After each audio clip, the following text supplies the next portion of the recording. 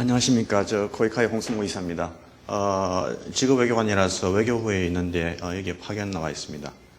오늘 제가 여러분께 말씀드리는 것은 우리나라의 개발 경험을 다른 나라에 어떻게 적용할 것인가 그거를 한번 해보겠습니다. 제가 2번을 근무했던 필리핀을 사례로 해가지고 한번 해보겠습니다. 사실은 어떤 개도국에서 외국 사람이 그 나라 경제를 진단하고 그리고 거기에 대해서 처방을 내리는 것은 저도 개인적으로 그냥 싫어합니다. 외국 사람들이 개도국에 와가지고 너무나 많은 처방을 내려가지고 개도국 사람들 혼란시키고 어떤 식으로 가야 될지 모르도록 만드는 그런 사례가 많았습니다. 필리핀도 대표적인 사례입니다. 그래서 저는 새로운 처방을 내린다기보다는 그 사람들이 어떤 처방을 내렸는데 그 속에서 진짜는 뭐고 가짜는 뭔가 그거를 가려내려고 합니다.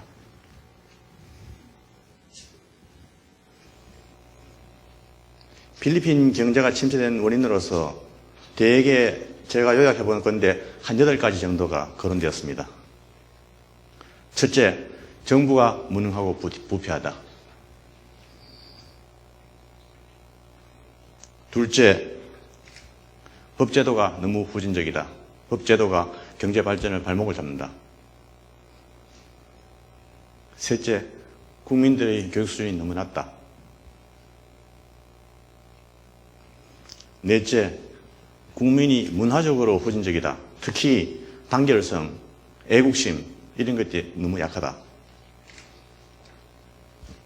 다섯 번째, 반도단체와의 내전으로 국력이 너무 소모됐다.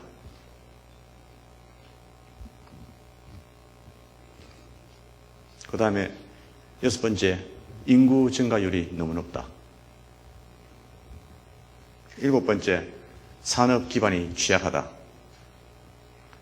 여덟 번째, 격심한 빈부격차가 있고 그리고 중산층이 허약하다. 사실 이게 다 맞는 말입니다. 다 맞는 말이고 한마디로 말하면은 총체적으로 부실한 겁니다. 나라가. 그런데 문제는 이렇지 않은 나라가 과연 있습니까? 사실은 모든 나라가 총체적으로 부실한 거예요.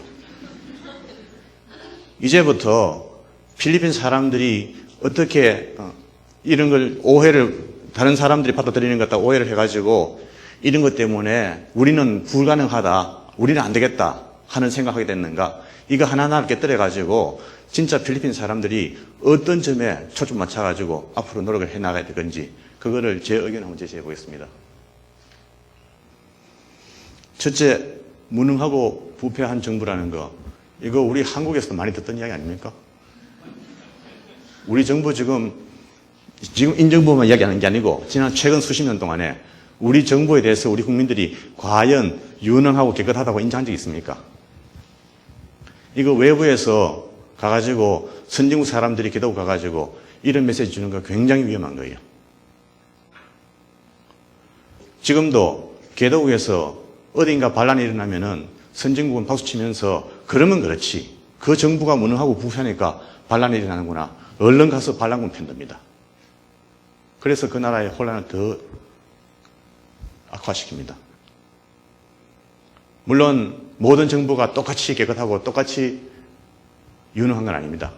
그러나 이런 부분은 굉장히 위험하고 그리고 국민들로 하여금 그래서 어쩌란 말이냐 대책이 없도록 만듭니다.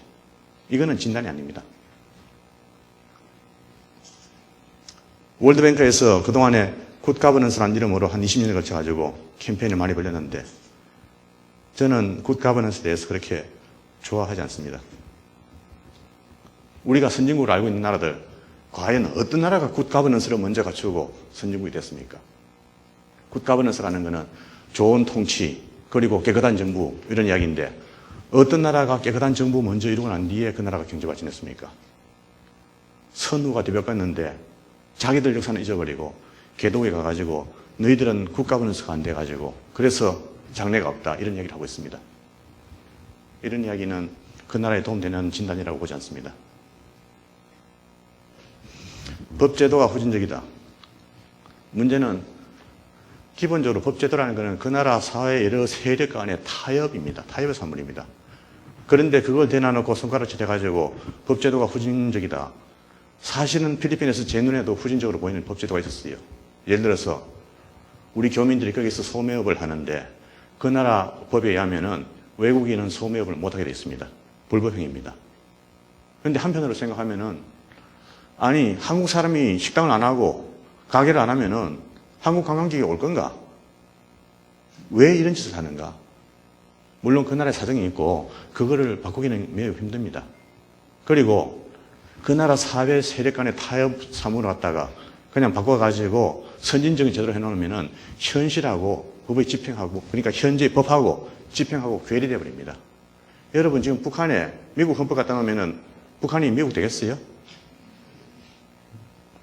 법이라는 거는 어느 정도 그 사회 발전하고 따라오기 때문에 법을 갑자기 선진적인 걸 갖다가 그 나라에 적용한다 해가지고 그 나라가 선진국이 되는 것 같지는 않습니다. 필리핀 국민의 교육 수준이 낮다고 하는데 이 부분 저는 좀 의문이 있는 게 1950년대, 60년대에 우리나라 사람들이 필리핀에 상당수가 유학을 갔었습니다. 지금처럼 어학연수가 아니에요. 필리핀에 가서 대학교 가서 석사, 박사 따려고 간 거예요. 우리 외교부의 선배 대사님들 중에서 필리핀에 공부하러 가서 박사 딴 분들 있습니다. 문제는 우리보다도 앞선 교육을 가지고 있었는데 왜 실패했느냐 이거예요. 교육 투자를 덜 해서 그렇다. 우리보다도 더 했는데. 교육이 중요한 줄은 알겠는데 이 케이스는 좀 아닌 것 같다. 아까 앞에서도 어떤 분이 이야기했지만은 교육 투자를 하더라도 현실하고 연결이 안 돼가지고 그 현실하고 교육하고 따로 노는 거예요. 교육 투자를 하면은 교육을 받는 사람들이 이 교육을 통해 가지고 내가 앞으로 취업의 기회가 생기는구나. 이 공부를 할 인센티브가 있어야 되는데 필리핀에서는 교육을 잘 받으나 안 받으나 앞으로 취업할 기회는 거의 없습니다. 산업하고 연결돼야 됩니다. 장래하고 연결돼야 됩니다. 그래서 교육열이 생겨야 되는데 이 나라에서는 교육에 투자는 했는데 교육열이 생기지 않았습니다. 그러니까 교육 투자 자체가 문제가 아니고 교육에 뭔가가 빠진 겁니다. 그 빠진 거는 다른 데서 찾아야 됩니다.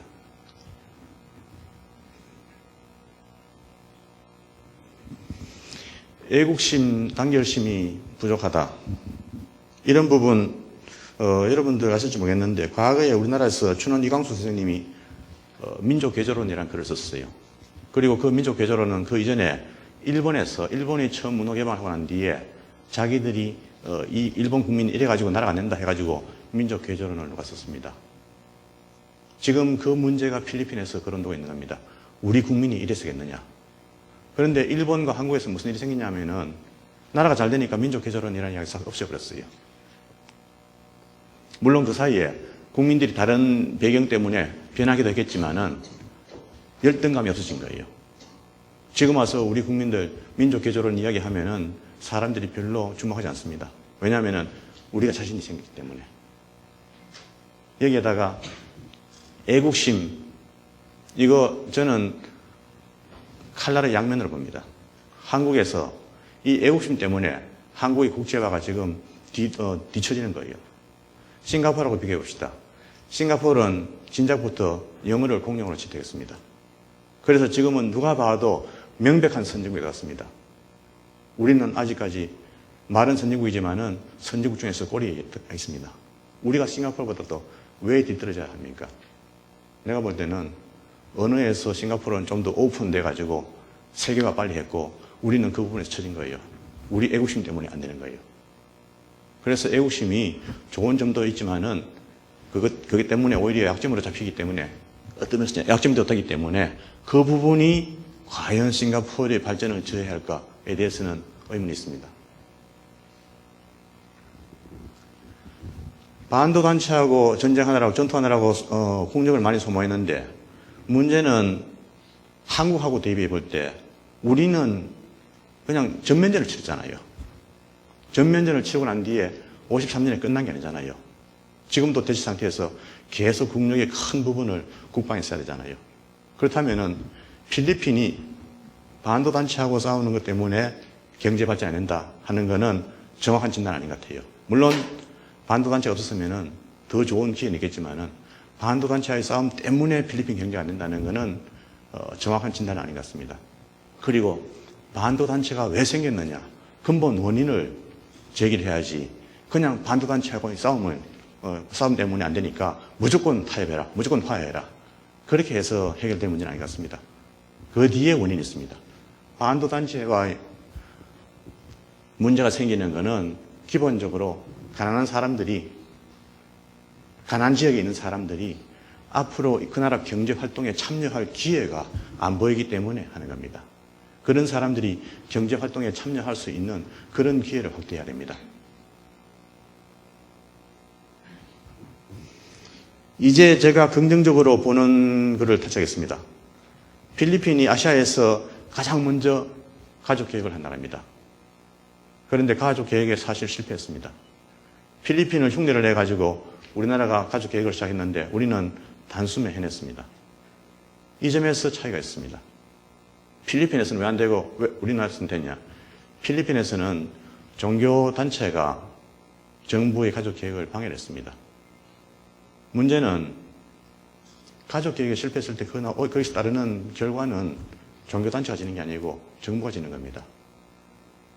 정부가 아닌 다른 바깥 세력에서 자기들이 책임을 지지 않으면서 자기들 견해만 강요하는 거, 이거 한 나라의 큰 해악이 됩니다. 그거를 필리핀이 극복하지 못했습니다. 그래서 지금도 아시아에서 가장 높은 출산율이 있고, 그리고 이 애들이 무책임하게 태어난 애들이 부모가 생각하지 않고 책임질 생각이 없이 그냥 태어난 애들이 지금도 필리핀에서 계속 경제적으로 부담이 되고, 그리고 사회적으로 많은 범죄를 야기하고 있습니다.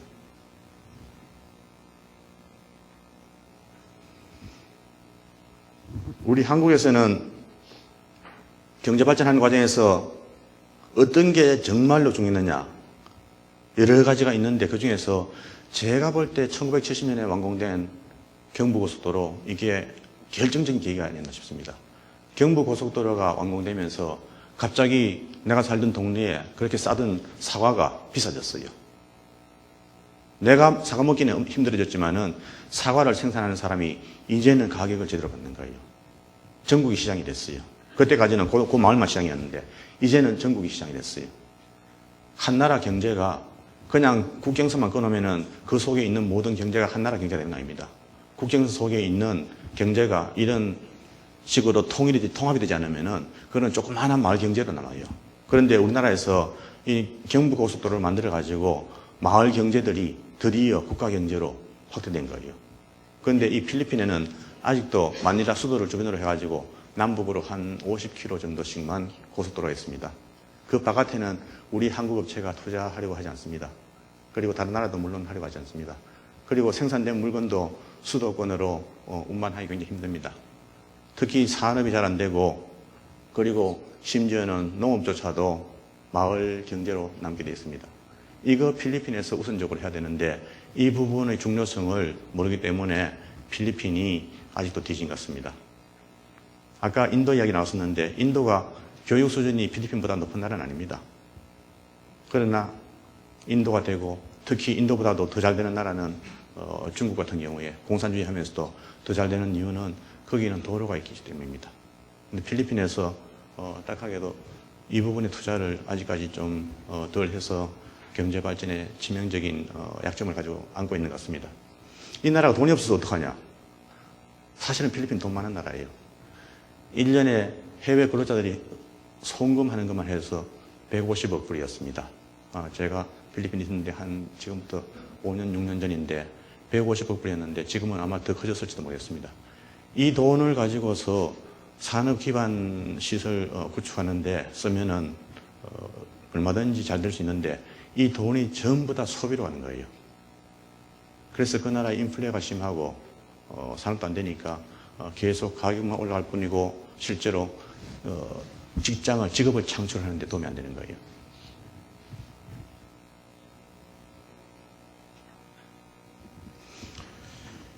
격심한 빈부격차, 이 문제는 사실 필리핀의 두드러진 문제인데, 격심한 빈부격차라는 게 필리핀에서 왜 이런 문제가 일어났냐면은 이게 과거에 스페인 식민지여서 그렇습니다.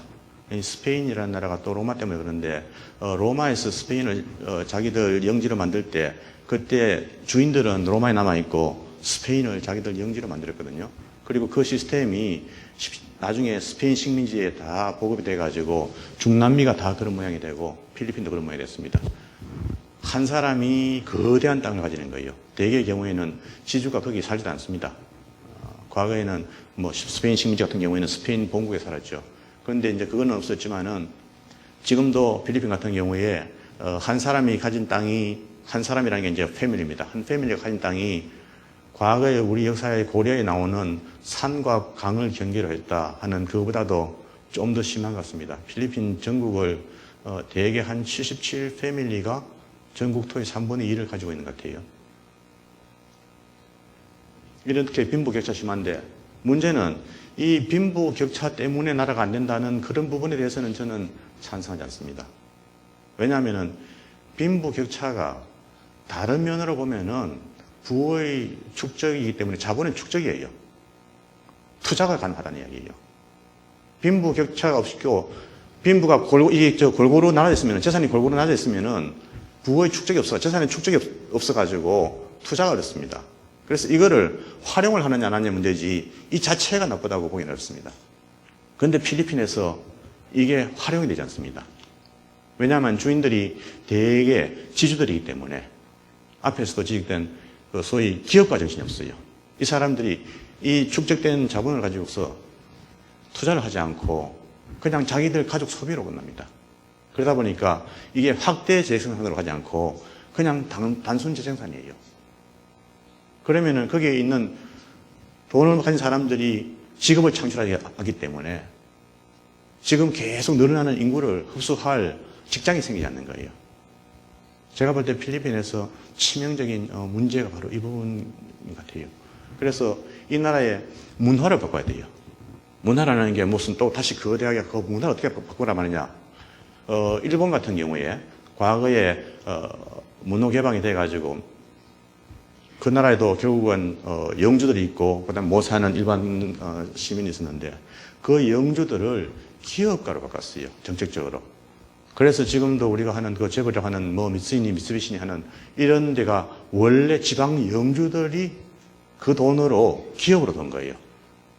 그런데 필리핀이 만약에 그때 그렇게 했었으면은 아시아에서 일본과 함께 양대 경제 강국이 되지 않았을까 싶습니다. 그런데 일본에서는 그렇게 정책을 바로 갔는데 그리고 나중에 우리나라에서는 박정희 대통령이 그거를 억지로 인공적으로 만들어낸 거예요. 그래서 우리나라에도 재벌을 만들어낸 거예요. 그러나 필리핀은 자생적으로 이미 있는 거를 가지고서 그 부분을 활용을 못하고 이 대지주들이 국가 경제에 기여하도록 유도하는 데는 실패한 것. 이 부분이 필리핀이 실패하고 있는 중요한 이유 같습니다. 이제 전반적으로 지금까지 했던 진단을 가지고서 한번 리뷰를 하면서 처방을 해보겠습니다. 정부가 무능하고 부패하다. 사실일지 아닐지 모르지만은 이게 원인은 아닙니다. 이거는 작은 원인입니다. 여기 나오는 게 모든 게 답은 맞습니다. 그러나 이거를 가지고 선택을 하려고 하면은 이거 끝이 없습니다.